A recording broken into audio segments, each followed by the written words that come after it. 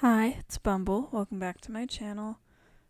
So, I'm I didn't like this movie, but I am glad at least cuz I guess I'm trying to watch most of the Thor movies now that I've watched it for just the sake of that, and I can say that I don't have to watch it again. I mean, maybe I'd have to if I did an actual complete watch of the entire MCU up until Endgame, but even then, I would just find a Spark Notes version of this and not put myself through it. It's not that it was the worst thing I've ever seen, but it was so boring for me, especially surprisingly, the last half an hour of it or so. I literally kept zoning out, even though I had my phone out to take notes. I was looking at the screen and stuff, and I still zoned out, and I still can't describe anything pretty much in the last half an hour. I mean, what also was happening was that I was watching this with my friends as our movie night because I had to subject everyone else to this because I needed a way to watch this movie, which we rented on YouTube TV, which was weird in that the quality was so pixely for I think almost everyone that I couldn't even make out a lot of the scenes, especially the action scenes. And this was just from renting it on YouTube. And we've rented movies on YouTube before. We have in our, or at least my time in being part of this movie group, have never run into this problem. So we kept making jokes that the movie was so bad that it just didn't want us to watch it. That's what actually helped me survive this viewing of that. We just kept making jokes and talking about other things for almost the entire time, because if it was just me, I would have probably just turned it off after a certain point. And it's not like there was really any point where I was you know how sometimes I'll talk about a movie and I'll say, "Oh, the first hour was pretty good," and then it becomes kind of meh. No, I did not feel like that. The entire thing was just meh. But it's you have to watch it because it sets up stuff. And I mean, I did get what I technically wanted. If I wanted context for some of the things in Endgame and some of the other Thor movies, I wanted to know like they mentioned about Jane having one of the Infinity Stones inside her, and Thor in I think Endgame having that conversation with his mom. You do actually see how she dies here, and she is an important character in this one. So I did finally learn all that context, but the cost of just I guess being really bored throughout this. But yeah, like I said, eventually I stopped taking notes. Actually, my notes went from being about the movie to just writing down jokes and things that my friends and I were talking about. So, um, yeah, if I start talking about other movies, that's why. Okay, let me just start at the beginning of the notes.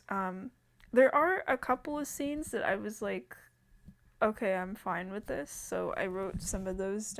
There are some that are kind of cool, and Asgard's always a cool location. You get to see more of it, so that's fine. I cannot say that the visuals in this movie were always good because whenever they were in the dark world, it looked like, and I'm quoting one of my friends here, it was the lighting that would be in an Xbox 360 game. And you know what? I got to agree with that. It just it looked it's not like you couldn't see anything for it being called the dark world, but it just looked weird and it looked kind of bad. I didn't like it. Okay, so the villains of this movie are these dark elves, and there's a flashback that's narrated by Odin of the Asgardians in the past fighting the dark elves or whatever. That flashback of that fight, that was pretty cool. And then this one pretty much after that picks up kind of where the Avengers had left off. So it is nice that I watched the Avengers before this. That did, I mean, yeah, that's what you're supposed to do. But I mean, watching these back to back is good.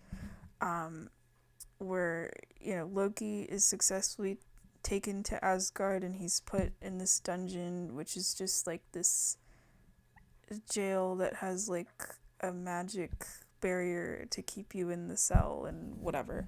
I was kind of expecting with Loki being the like mischievous little shit that he was gonna find some kind of way to escape being taken back to Asgard or something and then not end up getting arrested, but no, he gets put in the jail and he actually stays in there for most of the movie until Thor has to free him later. You get a lot of scenes with Odin in this one as well. I do like that he is hard on Loki for like, his punishment is like, hey, you were trying to take over Earth. That's not cool. And his dad gives him like a strict talking to. Though he does pull the card of like, oh, if I hadn't adopted you, none of this stuff would have happened or whatever, of like why he can't be king, and basically tells him to his face of like, oh, because Loki's saying of like, oh, my birthright was to be king, and his dad's basically like, no, your birthright was to die. Like that's kind of messed up to say to your kid, honestly. Um, and then we get more stuff with Jane, like Thor misses her throughout the movie. I just don't really care for her. I think she was like okay in the first one, but here it's like she isn't really given a lot to do because she has like the plot item that everyone's trying to get like literally inside of her. But I don't care about her as like a love interest role because I feel like her and Thor don't really have any chemistry. So they get like some scenes together in this, and she gets to meet Thor's mom, but I just don't care. We do get to see her dating again at the beginning though, and that ends up the person she's dating. I think ends up popping up again towards the end. I don't think he's important though. And then her coworker, who's I think her name is wait, hold on. I actually wrote it down in my notes somewhere. Her name's Darcy. She's like the comic relief character. I was really hoping they weren't gonna bring her back, and I'm only laughing at that because I just remembered. As I'm talking about this movie, I want to make it clear I'm remembering more about the jokes I made with my friends about things happening in the movie than the movie. And at first I was kind of mad that everyone was talking because, like, that's what happens when you watch movies with other people is that people talk. And normally that bothers me. Like, I was annoyed at the beginning of this movie because, I needed to focus on it because I'm trying to watch all these. I need to actually know the plot. But I zoned out so hard with the movie that other people were paying more attention than me, and I was actually glad that we were like joking and being loud and whatever when we got to like later parts in the movie. Um, but no, we none of us liked Darcy, so it ended up being when she'd pop up on screen, someone would go, "Oh, look, it's everyone's favorite comic relief character," or whatever. I was surprised she actually got like multiple scenes, I think at least 3, where it's her just joking around. I mean, I think those scenes were semi important because their other coworker, I think his name's Eric. I'm always forgetting this guy's name. Is there, and he's, I think, doing plot important things, so it's like you can't really skip those scenes, but because he's plot important but she's not, but she's there. It's weird for like a movie. It's called Thor, but Thor actually isn't in most of the movie. It's just so weird comparing this one with like even just the first Thor movie, where like Thor is very obviously the main character, but here it's like you have a lot of scenes without him, and I understand that of like, you don't have to have your main character in every single scene and have the world revolve around them. Usually I like that, but then you have other people that I didn't really care about, like the comic relief character, where I'm like, can we go back to the main plot now? Okay, let me go back to my notes. There's this part where Jane, there's still like things with this movie. Even at the beginning when I was paying attention, I didn't understand. She goes to this like abandoned building and her only competition for her job at that point is like 10-year-olds for some reason, and they play with like portals. It's like we kept making jokes about the game Portal. They do that for like 5 minutes. Um, and then I got confused how the first big thing that sets up the plot happens, where Jane wanders into this room and gets transported to what I'm assuming is the dark world, and then she gets the Aether, which I think that one's the Reality Stone because it's red. But in this movie, it's not a Reality Stone. It's like this red mist or whatever, and it ends up getting inside of her, and then she has to like go to Asgard, and they have to help her and stuff, and she's being like hunted down by the Dark Elves or whatever. But I'm still confused how she got into the dark world in the first place. She just kind of wandered in somewhere and then got teleported. Actually, no, wait. I think they explain it. They explain it as like the worlds are in alignment and there's like portals all over the place, which ends up coming into play at the end of the movie where Thor has to travel through all these portals. And that's the point where I got like the maximum amount of confusion, where he was going through so many of these portals. I was like, what's even happening anymore?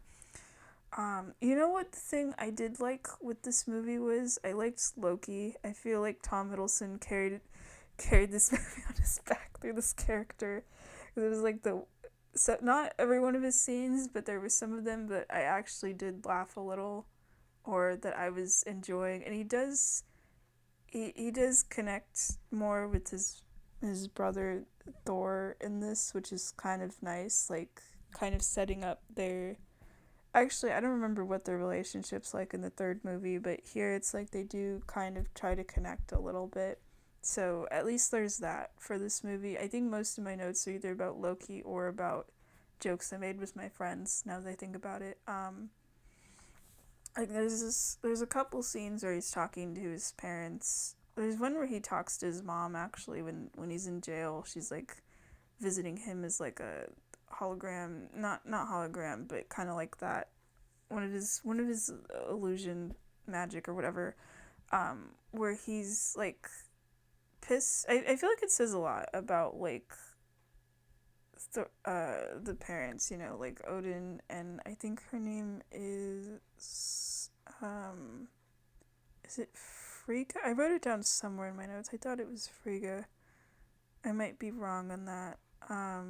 Sorry, it's also past midnight and I'm a bit sleepy, as you can probably hear in my voice. Um Wait, shoot, I lost the point in my notes. No. I think it says a lot about those two characters, just the way their kids react to them, where Loki, he ends up getting pissed at his dad and yelling of like, "Oh, he's not my dad," and he like screams it at the top of his lungs. But then he's nicer with his mom, where he very gently just says like, "Oh, you're not my mom." And that just complete tonal difference to how he reacts to his parents. I mean, I think it's also that like, I mean, both of them were lying to him about, or, like not telling him that he's adopted and like where he's actually from. But I think it was mostly just stuff with his dad. Um, oh yeah, okay. Her name is Frigga. I wrote that in my notes. Yeah, she's really nice. I'm kind of bummed. Like I didn't even know about her originally because like I'd only seen the third Thor movie. Um, and then today I watched the first one, and then yesterday I watched Endgame. Where you have that scene where he gets to see his mom, but I didn't know anything about her character, so I was like, this is probably really important, but I don't know this character. But now that I've seen his mom, I'm like, damn, yeah, I get why he's so emotional seeing her. I mean, besides it's his dead mom, obviously he's gonna be excited to see her again, but you get to see her. This is the movie where you really get to see her, and she's really nice. I didn't want her to die. I was wondering the entire movie how she was going to die, because I knew she wasn't in the third movie, and in Endgame they talk about her dying, and it's just that she ends up trying to defend Jane, and she doesn't even do that successfully, because then Jane immediately gets taken away, and then Thor shows up. I mean, at least she tries, but still, yeah. Actually, I think the entire plot pretty much happens because of Jane, because she ends up absorbing the aether and it causes like multiple people. Thor loses like half his family in this movie. It's crazy. Um, Something I was saying with my friends was that the movie kind of feels like Star Wars. I know that sounds weird. I think it's because they have the Dark Elves, they have this giant spaceship that looks like it would be in Star Wars, and then there's like little ships. It's like multiple parts in the movie that feel like Star Wars, but I think it's specifically the part when the Dark Elves are like invading Asgard. That was actually the point in the movie where I was like, okay, I'm kind of bored now. Like they were invading Asgard, and I was on my phone looking up recipes for clam chowder and listening to my friends, and I was focused on those two things more than like anything that was happening on the movie. And I was still looking at the computer screen while I was looking at the soup stuff on my phone, and I just was not caring more.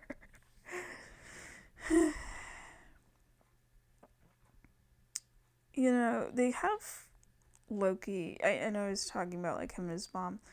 um they have him in their like dungeon. Well, they call it a dungeon. It's basically like jail, but like fancy space jail.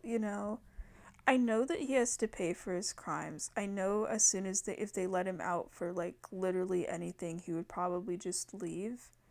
I think it is kind of messed up though. They don't let him go to his mom's funeral. I think it's that they end up having a guard pass the news to him, and you just see him like knock down every piece of furniture inside of his cell. So I do like that when Thor eventually goes to him to like ask him like, "Hey, can you help me sneak out of here?" and releases him out of jail. He's like trying to keep up the facade of like being as cool as a cucumber, and totally being fine in space jail and whatever, and like taunting Thor, and then he gets rid of the like visual illusions, and then it's revealed that he threw all the furniture in the room and he just kind of looks like hell. And then my friends and I were making jokes about that, of like that's what it's like being in quarantine. Like that reveal that Loki does, being like pre and post being in quarantine. I mean, I assumed that Loki was going to get out of jail somehow. I thought it was going to be when the prisoners were breaking out, but no, it's just that like Thor ends up needing his help. And it made me wonder like if Thor didn't go to get him out of jail, would Loki just have been in there forever? Could he like truly somehow I mean, I'm assuming it's like magic immune or whatever, the jail. I feel like somehow he could have probably gotten out, but there's a bit he does where he's like shape shifting into people to like annoy Thor pretty much like the entire time that he's accompanying Thor. I think until they actually get to the Dark World, he's trying to just annoy the shit out of him, and that's like some of the only parts of the movie I like genuinely liked. There's a part where he's shape shifting into people that was like a little bit funny. He shape shifts into to Captain America at one point. That was, at the time when I was watching, I was writing in my notes and I was thinking of like this is the only part of the movie that's been like fun so far. Um, and we get to see more of Jane because she accompanies Thor and Loki as they're trying to go to the Dark World. I do like that their journey takes a little while. It's not like bam, they're immediately there.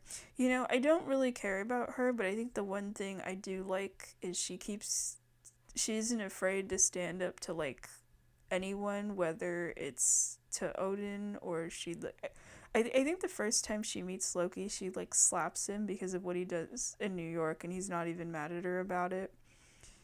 And then he's annoying Thor, basically like backseat driving when they're trying to fly the Dark Elf ship or whatever, and then he just gets pushed out of the window for being too annoying. That was kind of funny. But they have this nice conversation slash sort of argument. They get into like a fight because they're both like grieving their mom, but then as soon as Loki ends up getting free, he starts like kicking the shit out of Thor and being like, "Yeah, I never cared about her. I just wanted to be like king." And then he wants like Asgard to get destroyed, but I think he then ends up helping Thor like 10 minutes later anyway, so mm. um and then they end up beating the villain. Well, they first think they beat the villain kind of fat. I don't even remember what his name is. I just remember he's like the head guy of the Dark Elves, and he wants the Aether, aka the Reality Stone. But he gets beat pretty easily, I think. He ends up, like, I think absorbing. And I'm saying I think so much because this is the point where I just started, like, kind of tuning out of the movie. It felt like at one point, like, they beat the villain and they end up on Earth, and it feels like I blinked and then they were suddenly fighting and going through portals and stuff, where there's just a chunk of the movie that as I was watching it on, even though I was watching it on screen and I wasn't doing anything else, it's like I zoned out that hard apparently.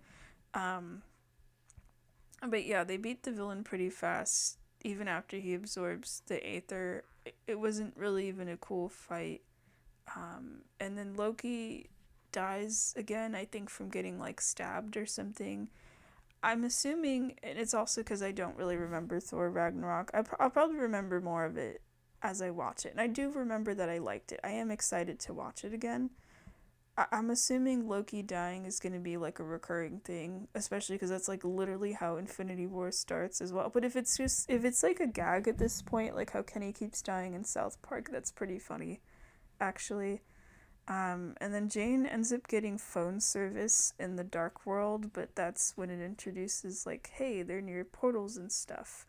And then they end up on Earth, and this is like the last thing I kind of vaguely remember, is they end up on Earth. There's a part where Thor hangs his hammer on a coat rack. That was kind of funny. It happens like so fast too, but I was like, wait a minute. And then I zoned out at that point. They're like having a conversation with Eric, and then I zoned out, and then suddenly they're on top of a building or something. But it's basically like they're going through all these portals and like fighting or whatever. And then at that point, me and like a couple other people got confused, and I like can't explain what happened after that. And I know that's kind of bad because it's a video where I'm supposed to be talking about the movie. Well, that's why this isn't. I never call these proper reviews because this isn't a review. This is just my experience sitting through this movie that I desperately tried to pay attention to, and just it was just that boring for me. I couldn't do it, guys.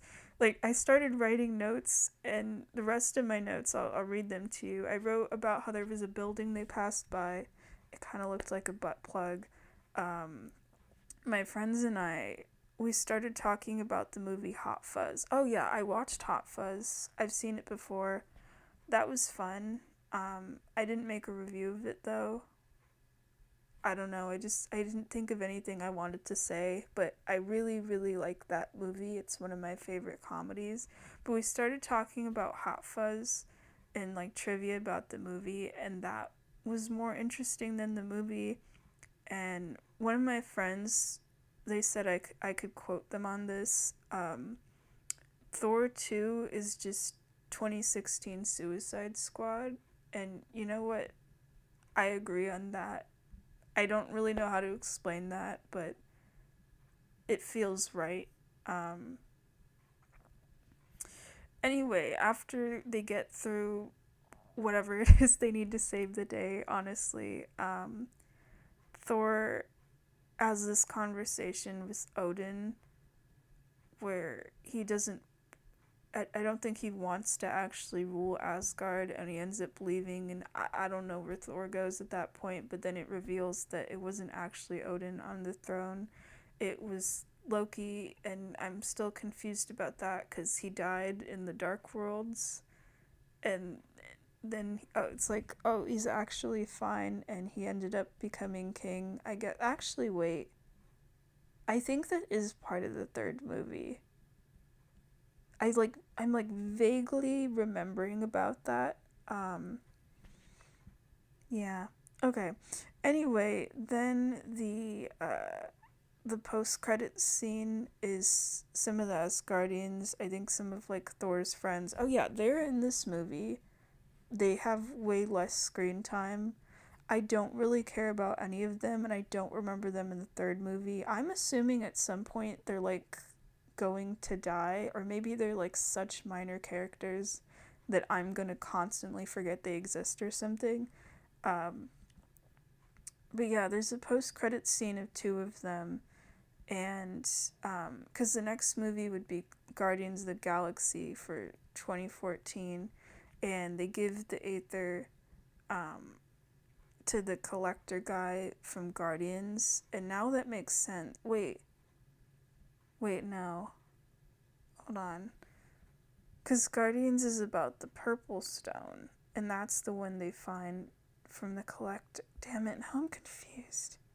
And I just watched Guardians like, well, that was actually like a month ago. But yeah, then the next movie would be Guardians of the Galaxy, or at least just the first one, but I've already seen that, so I mean, hey, this is an excuse for me to watch it again to go from like really meh movie to like good movie, but no, because I'm in a Thor watch and I've already seen Guardians. Um Actually, I think if I'm just doing Thor movies and Avenger movies, because that's just how this is turning out, I think my next one would be Age of Ultron, but I don't know, maybe I gotta pester the group on that to, to find and watch it or something. But yeah, if I don't find it, then the next one you're getting from me is Thor Ragnarok, because that one I have in DVD, and that movie's pretty good. I'm excited for it. Yeah, that's pretty much it. This was meh. I kind of only really liked the scenes with Loki, and this movie was kind of bearable to me only because I kept joking around with my friends, and that part of the movie experience was fun. But I mean, this was important in terms of like the characters themselves and more Infinity Stone stuff. I'm assuming the Dark Elves like never come back. I'm going to forget that they exist probably by tomorrow. So yeah, I feel like I can't even say like, oh, this is bad. Like I did say that originally. I was talking to my friends and I said, yeah, this movie's shit. And then we were talking about that and I was like, wait, no. It's not even like bad. It's just boring and kind of forgettable. I mean, that could be a way of saying that it's bad. I don't think I hate it. I think I just zoned out so much towards the end that I'm gonna forget what the plot is about in like a couple of days or tomorrow. I'm already forgetting stuff right now, and I had finished watching the movie like half an hour ago. That's how memorable it is for me. But yeah, I could see why people in the group didn't want to watch that. I did apologize for subjecting them to the movie, but they have made me watch actual bad movies before, so I feel like it evens out. But I'll get to watch some fun movies with my no wait, we're watching Turbo tomorrow. I've never seen it. You might get a review of it from me. Um the gang says that it's not good, but we do get to watch Flash Gordon at some point, and that was the movie I actually originally picked to watch with the group today instead of Thor the Dark World. Um so I'm excited for that. But yeah, I just needed a way to watch this cuz I guess I'm watching the Thor movies. But I have the context that I asked for. I understand things now. I just don't want to watch this movie again.